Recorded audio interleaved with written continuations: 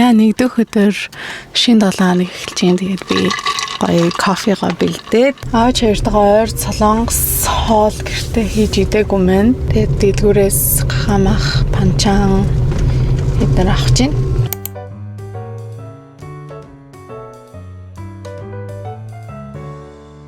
Hot girl walk. Амар шарлж so pretty. Энийг артистгаа байна. За so far би нэг хэдэн километр алхсан юм бэ? 1.2 км алхсан байгаа юм байна. Тэгээд энд амар гоё яригдаад тайцтай жоохон юм ярих гэж бодоод нэг 2 хоног л гоё дулаахан байжгаад тэг хүүтрэх юм шиг байна. Тэгээд тэрнээс өмнө гадаа гоё чадхаараа их алхаад явъя гэж бодож байна. Өмнөх бичлэгэн дээр би анх удаа тийм уртчлаг хийж үтсэн. Тэгээд ямар хөө байсан хэлээрээ би ерөөсөө бараг 20 минутаас дээш бичлэг оруулж байгаагүй хаад. Тэр бичлэн дээр хэлсэнчлэн би нэг 15 хил орчим асах зорилготойгаад 7 хоногт нэг чадхаараа ингээ гоё дулаарах өдрөхөөс өмнө гоё алхаад тэгээд бусад өдрүүд нь гоё гэртээ нэг цаг хөлсөө гаргаад тасгал хийхийг хичээж байгаа. Тэгээд бас чадхаараа бас гоё эрүүл хооллоод явж байгаад өнөөдөр имээ дээрээ автагаа хамт очичоод явж байна. Автагаа хамт кофе уулзаад ойрд нөгөө Instagram дээр рийлүүд аягүй сайн идэхтэй хийгээд байгаа. Рил хийхэд бас аягүй гоё юм аа. Ингээ богинохон сонирхолтой, урамтай. YouTube бол ялч гэдэгтэй гоё нэг удаан ингээд гоё юм хийнгээ үзээ сонсож болдог. TikTok, Instagram бол ялчгүй богинохон контентууд бол одоо аягүй их байдаг болсон. Тэгэл ингээл хүмүүс зүгээр ингээл ямар ч ухаангүйгээр бараг ингэж ухаж үздэг болсон. YouTube дээр илүү гоё бичлэгнүүд хийгээд байвал надад гоё санагддаг. Тэгээ аль аль нь надад гоё санагддаг. Ер нь надад бичлэг яг хийх энэ бүх процесс гоё янзлах процесс, ID өсөх, фонт олох гэл thumbnail-ийнхаа зургийг гаргах гэл айгүй гоё санагддаг. Угаасаа ийм гоё юм хар та. Энийг ч ингээ хагас өдрөл юм уу бүтэнсэн өдрөл оруулж таардаг багт тэгэхээр энэ 7 хоногоо гоё өнгөрүүлсэн гэж найдаж байна. Шинэ будангаа таадаг харуулъя. Хөрх харагдаж чадж байна. Хөрх магаз. Хүү ямар бүтээсэн юм шүү дээ нэр. Ингээр өстө амар юм шүү дээ. Нэр хөрх штт ингээд янз бүрийн юмар ингээд бүтээж мөртгээд хараа тэгэлсэн гэж ярьж болдгоо юм лээ. Хараага нөгөө засааснаас хойш ийм шил байнга ер нь зүдэг болсон. Уцаа орлохдоо iPad-аар юм үзэж мэдхтэй. Одоо хэдэлээ хамтдаа гоё оройн хоол идэ. Lord. Бараа яаж юм бэ? Yes sir. What did you put on your story? What did I put? A picture. What picture? Billy Tardy. I got that on camera. Oh, what?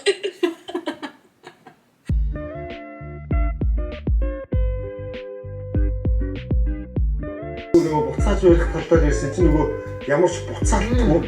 Тэгээд үнэлгээг нь Би нэг 4 удаа сая гоо сайханд орж үзсэн.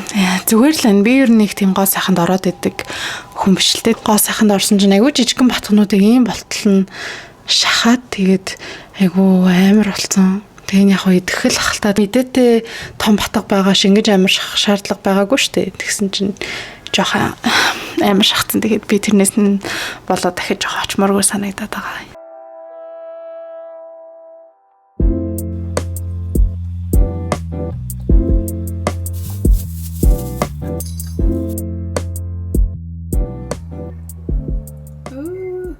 Чүмэг талхаа гоё болгочлоо. Тэгээд чихэрлэг төмөс цагаан цэцэгт байцааны зутан шиг. Ямар гоё рэгжин. Яг гоё намар идэхэд тохиромжтой. Sex and the City дахиад эхлүүлсэн.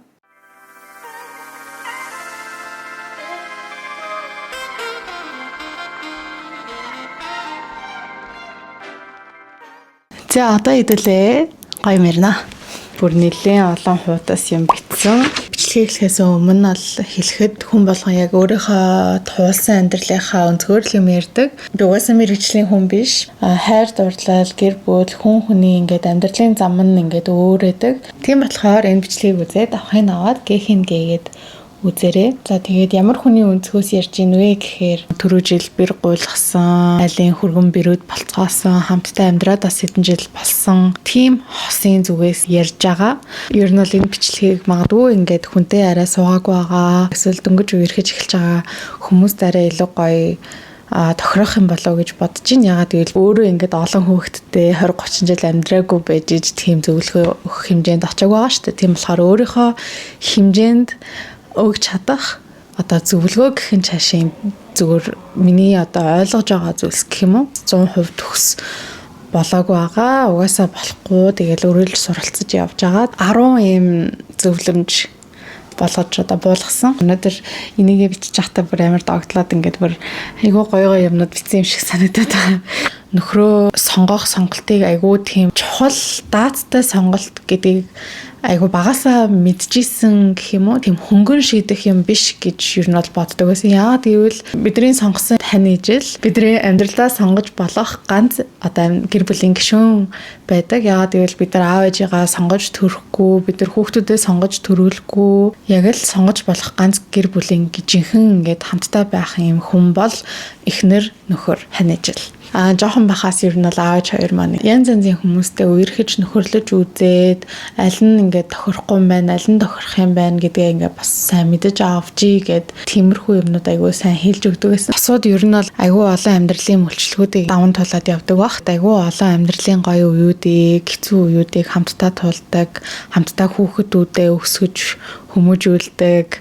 Тэгэл зөндөө олон дурсамжуудыг гой бүтээгээд амьдардаг. Болохоор өөртөө тохирсон гэж бодож байгаа, өөрөө яг зөв гэж бодож байгаа тэр гой хань ижлээ ингээд сонгосон бол тэр хүнээ үргэлж ингэж гой хайрлаж, дээдлж авах хэрэгтэй юм шиг санагддаг. Тэгээд нэгт гэх юм бол өөрийгөө хэн бэ гэдгийг үргэлж санаж авах хэрэгтэй. Бид нэр ингээд амьдралд айгүй олон төрлийн харилцаануудтай байдаг. Хүний охин, хүний хүү болж төрдөг. Тэгээ хүний найз, хүний дүү, ах, эгч, найз охин, найз залуу, экс, сайн найз, муу найз, хамт ажилладаг хүн, одоо хөршөөд гэл ингээл аюу олон харилцааны донд бид нар ингээд амьдарч идэг. Гэхдээ энэ дундаас хамгийн одоо чухал одоо харилцаа бол өөрөө өөртөөгөө харьцах харилцаа. Тэгээд би энийг бас нөгөө найз нөхөрлийн бичлэгэн дээрээ ч гэсэн хэлж исэн. Өөрсдөндөө л хамгийн их цагийг зарцуулдаг. Тархин дотроо бид нар өөрсдөндөө л ярилцдаг. Хүнтэй ингээд үерхэд гэрлээд ирэхдээ өөрийгөө хэн гэдгийг үргэлж санаж авах хэрэгтэй. Өөрийгөө үргэлж тортож ингээд арчилж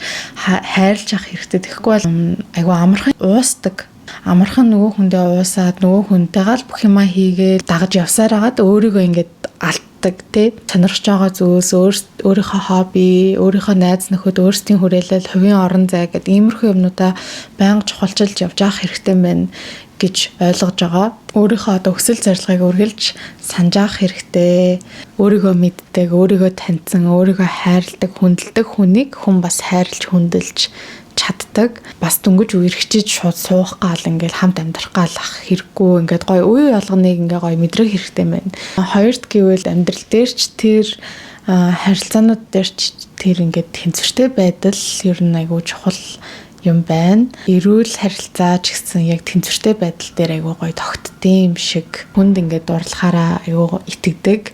Тэгээд тодорхой хэмжээнд тэр хүндээ эрх мэдэл одоо power өгж байдаг. Power гэхээр ингээд жоохон амар сонсогдоод иж магадгүй. Гэхдээ ер нь бол ингээд хүнийг ингээд сонгоод хайрлуул өөрсдийнхөө жинхэнэ байдлаараа жинхэнэ өөрийгөө ингээд харуулж байгаа шүү дээ. Тодорхой хэмжээнд бас ингээд имзэг байдлаа ч юм уу. Тэгээ тиймэрхүү юмнууд ингээд харуулж байгаа болохоор эрх мэдэлтэй болж хувирах ер нь ингээд муугар эргэх боломж байдаг. Харилцаа ер нь айгүй гоё тэнцвэртэй ийм хоёр талын харилцаа байх хэрэгтэй. Хоёр талаас нь гоё хайрлж хүндэлдэг. Тэгээ хамгийн гол нь эерэг мэдрэмж мэдрүүлдэг байх хэрэгтэй. За дараачих нь болохоор одоо гэрлэлт, үерхэл дээр бол ингээд яг тийм нэг зөв гэсэн тийм одоо зам байхгүй.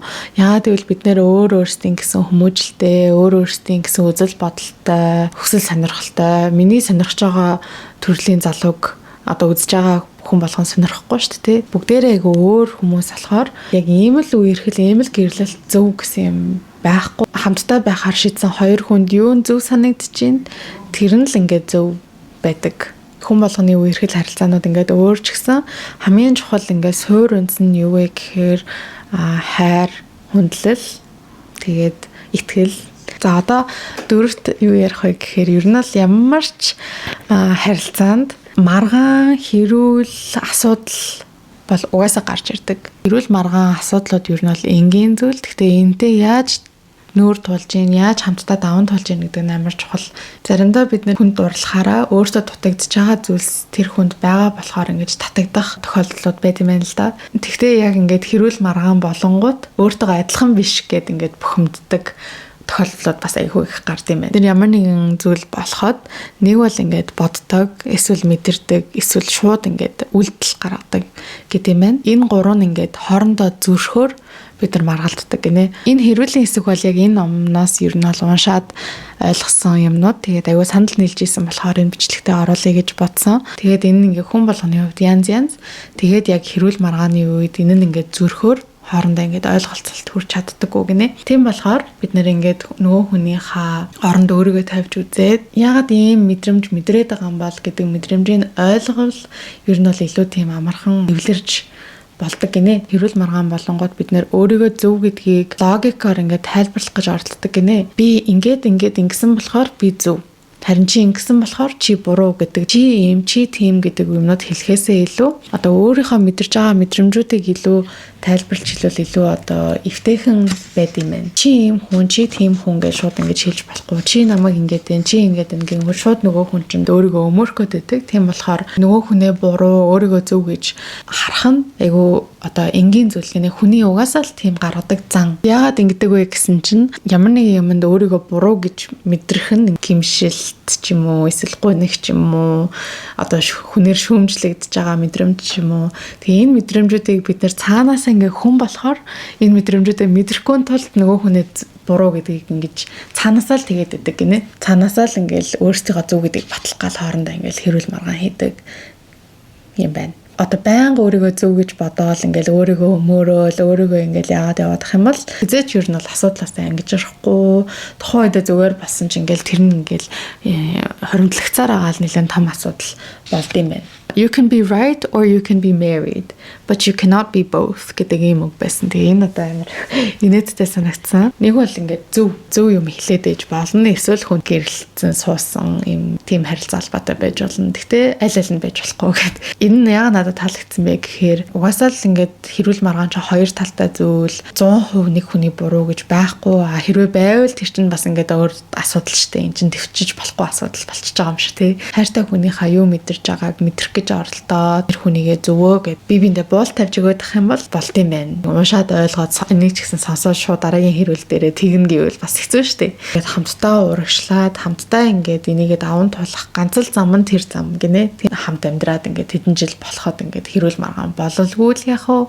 Тэгтээ тийм одоо бүр юм гүнзгий амар төрөлт ингээд бүр байж боломгүй юм болоогүй л бол энэ чинь айгүй эрүүл зүйл юм шиг санагддаг. Яг үндэ хэрүүл хийхдээ өөрсдийгөө ингээд айгүй гоё логиктэй ингээд айгүй зөв юм ярьж байгаа гэж боддог гинэ ингээл ингэсэн тэгсэн ингээд олон юм ярьдэн штэ. Тэгэл тэрийг айгүй зөв гэж боддог гэнэ. Гэхдээ яг үндэ цагаат болохоор бид нөр өөрсдийгөө бодож байгаас ч бага логиктэй байдаг гэсэн энэ ном дээр. Тэгээ тэр бас айгүй сонирхолтой санагдсан. Хэрүүл маргаан болж иж бид нар ингээд өөрсдийгөө яг үнэн байдлаар нь хэлж иж, харуулж иж, ямар нэгэн юмны талаар ярилцж иж хэрүүл маргаан болж байгаа шүү дээ. Тэгээ тэр талуудаа ингээ харуулахгүй айгүй гоё төгс, гаднах нь айгүй гоё юм төгс өөгөө ингээ хэрүүл маргаангүй ингээ яваад ах юм бол яг өөрийнхөө одоо тэр бүрэн гоё хэсгүүд ингэж харуулахгүй байгаа. Тэгээд тэр нь ингээ явандаа ингээд ямар ч хэрүүл маргаангүй тийм харилцаа ингээ яваад ах юм бол магадгүй ингээд хэлхийг хүсэж байгаа ч юм уу мэдэрж байгаа юм аа яг ингээд бүрэн хэлж чаддаггүй өнгөрдөг ч юм уу тэрнээсээ болоод ингээд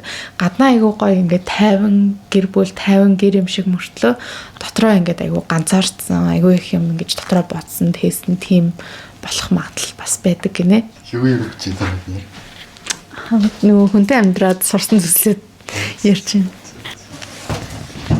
Чи ярих уу? Юу хоцсон юм бэ? Юу юм?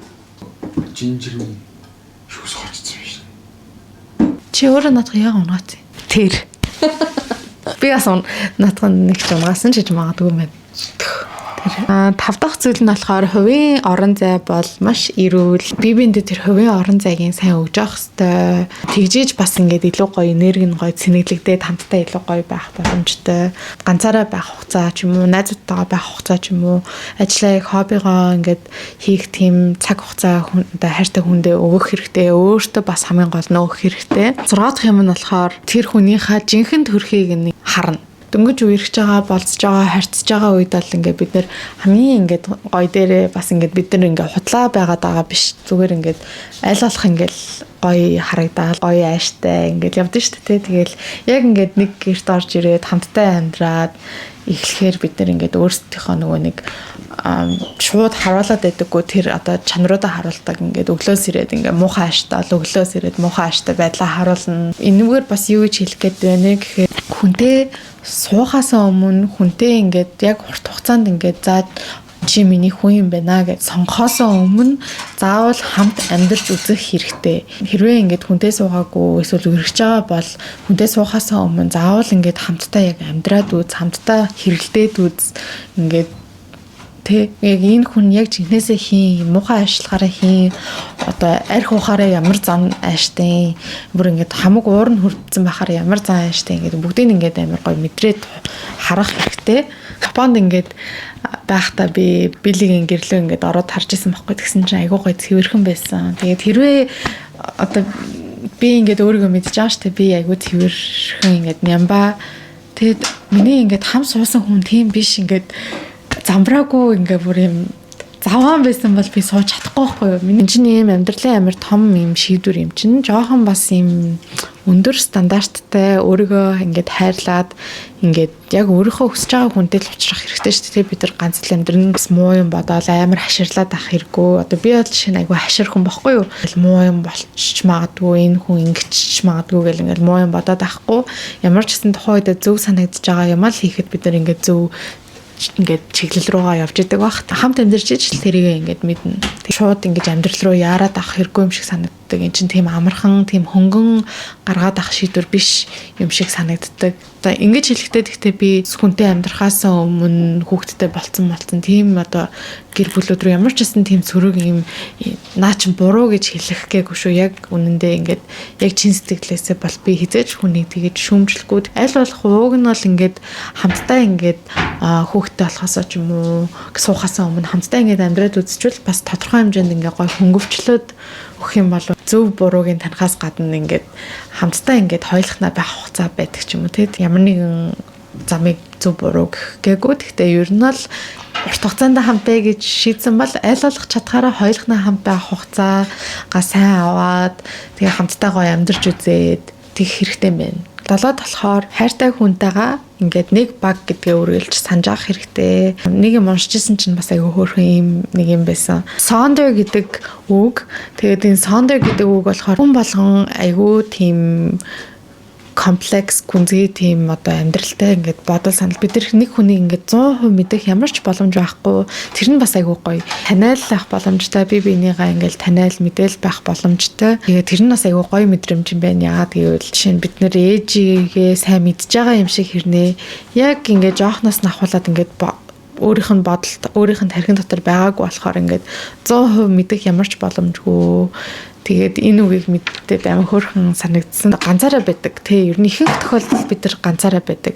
Ингээ хамтдаа ингээ хоёулаа ингээ гоё ингээ өрөөлж өдөр тутмынхаа амьдралд ингээ хамт байгаад байгаа юм шиг хэрнээ хамгийн их цаг зарцуулж байгаа газар бол бидний өөрсдийн тайрх, өөрсдийн бодож байгаа юмнууд, хийж байгаа юмнууд ингээ ийм олон жилийн турш ингээ бодсон бүх тэр комплекс бодлууд өөрөө өөртөөгөө л амьдэрдэг тийм хүмүүс байгаа шүү дээ.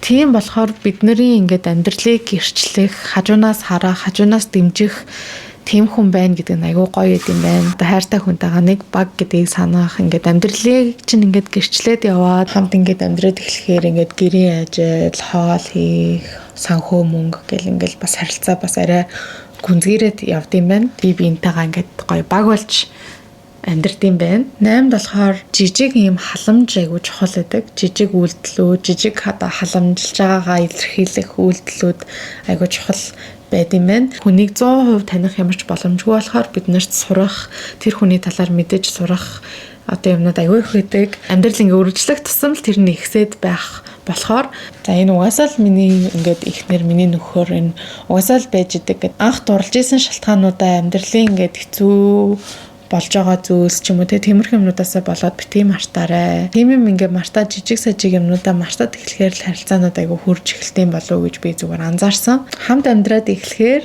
том сюрприз ингээл том ингээл юм үйлдэлүүдээс илүү өдөр тутамдаа ингээд гаргаж байгаа жижиг үйлдэлүүд нь л хамгийн чухал болд юм байна. Бид нэр ингээд гэр бүлдээ гэртээ ямар энерги ингээд авчирж байна.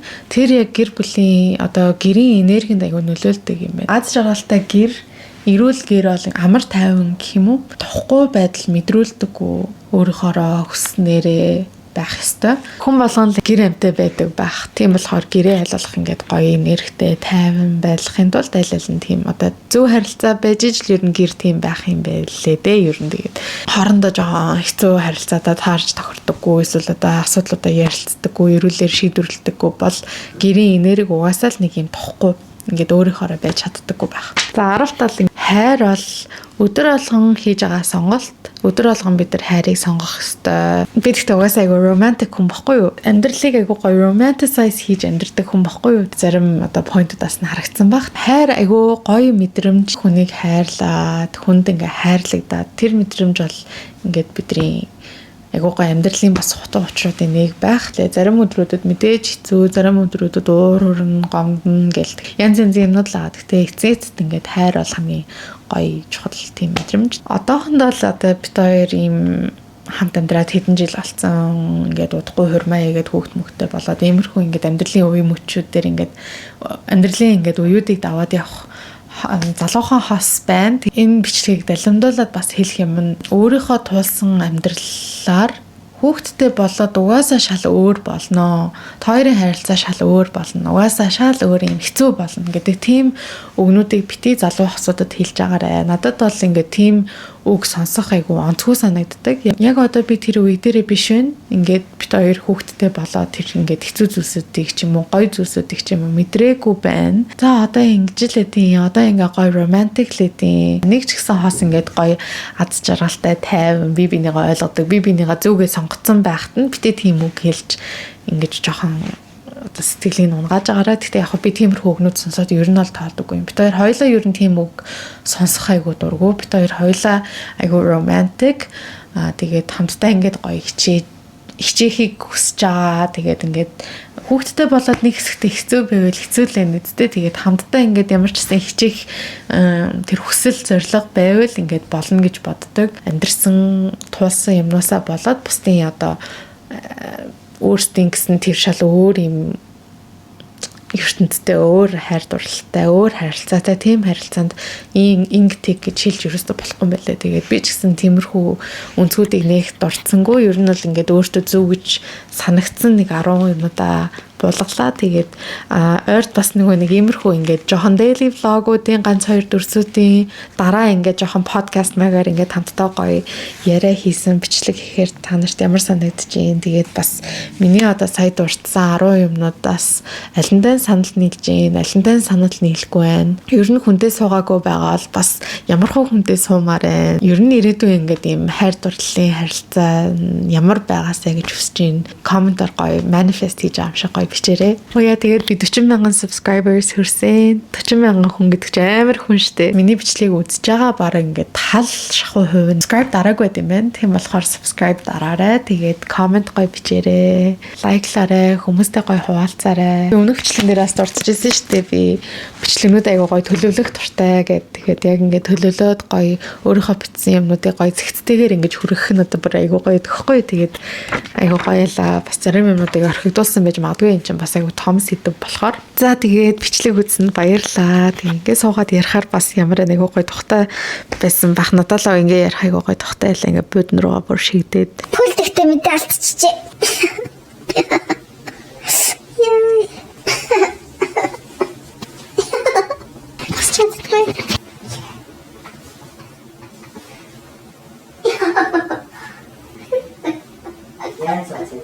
Хөлөө тавилаа цолт юм аа.